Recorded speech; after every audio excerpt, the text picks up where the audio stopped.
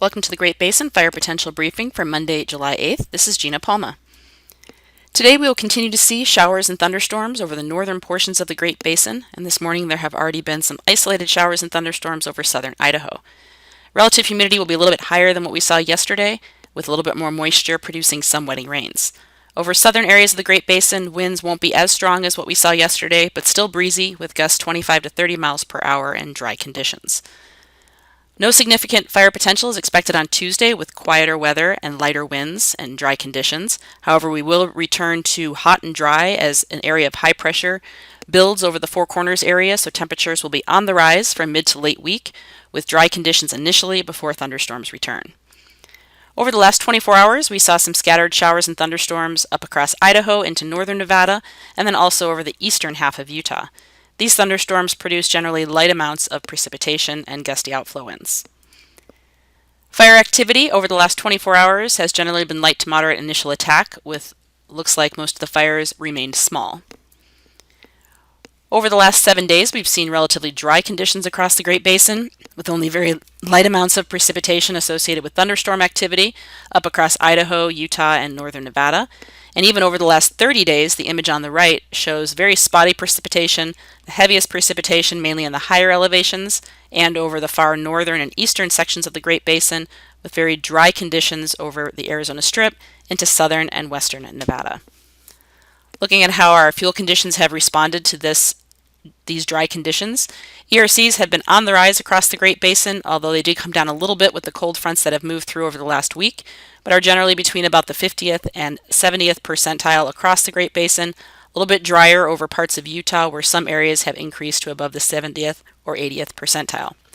However, once again, this does not take into account our fine fuels, which are very dry, especially across southern and western areas of the Great Basin, mainly Nevada, the Arizona Strip, and western Utah. Looking at our live fuel moisture, our current ERCs are charts. You can see how these ERCs have been trending upward fairly rapidly over the last couple of weeks and are generally near normal across the Great Basin. Live fuel moistures have also been trending downward fairly quickly and are near to even below normal across some areas with respect to sagebrush.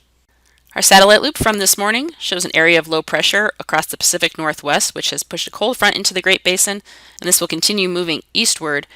Gusty winds will continue out ahead of this front over southern areas of the Great Basin, along with plenty of cloud cover and showers and thunderstorms today in the far north, as you can see already on the satellite loop.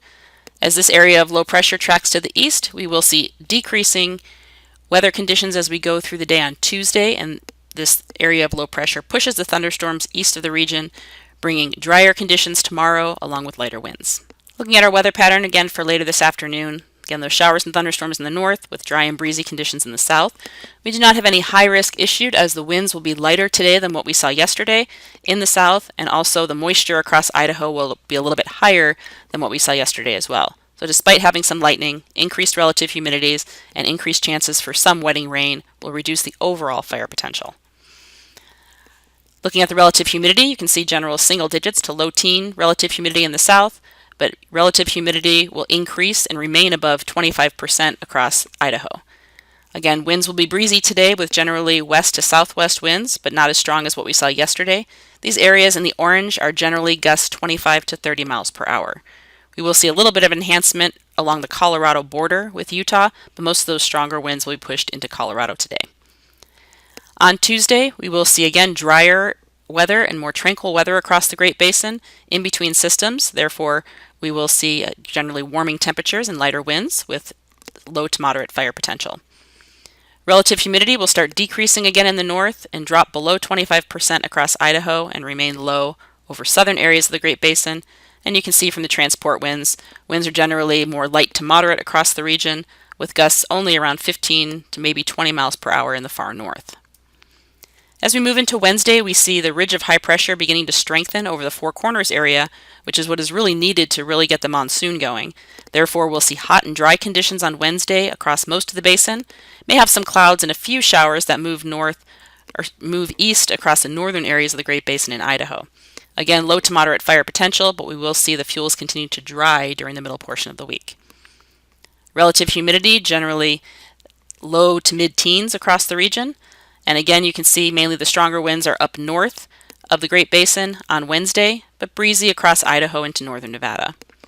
Overall forecast amounts of precipitation over the next few days will mainly occur today, with those showers and thunderstorms over Idaho, Wyoming, far northeast Nevada, and northern Utah. As we move into Thursday and the end of the week, we will see a change to the weather pattern once again. That area of high pressure continues to strengthen in the Four Corners area, now pulling up moisture from Mexico into mainly Arizona on Thursday, but we also could see some isolated thunderstorms beginning on Thursday across Utah, mainly in the higher terrain.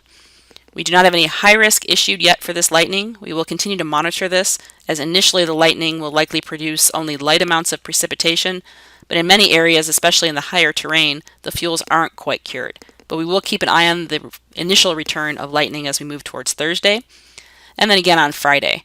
Friday, thunderstorms will likely increase in coverage and spread north up into Idaho and Utah mainly, and the Arizona Strip. We also could see some isolated thunderstorms over parts of the Sierra Front. So we will be monitoring again the return of lightning in areas that are the driest, and also looking for drier lightning signatures, which could occur in the first day or two as the lightning returns.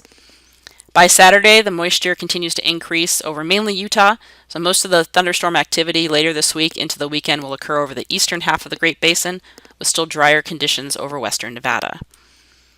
As we move into Sunday, those dry conditions push into southwest Idaho, pushing the thunderstorm activity a little bit further east, but we will see some moistening of the fuels across Utah, as we do see several days of increased relative humidity, clouds, and some thunderstorms and showers.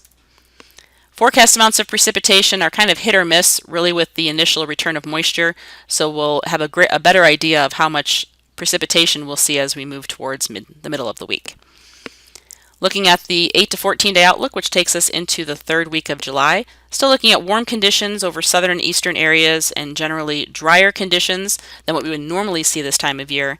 Even though the monsoon does look to be starting, it doesn't look very strong initially, so we likely won't see widespread, heavier amounts of precipitation, at least through the second or maybe even third week in July. That concludes our webcast for today. Check back tomorrow for the latest updates.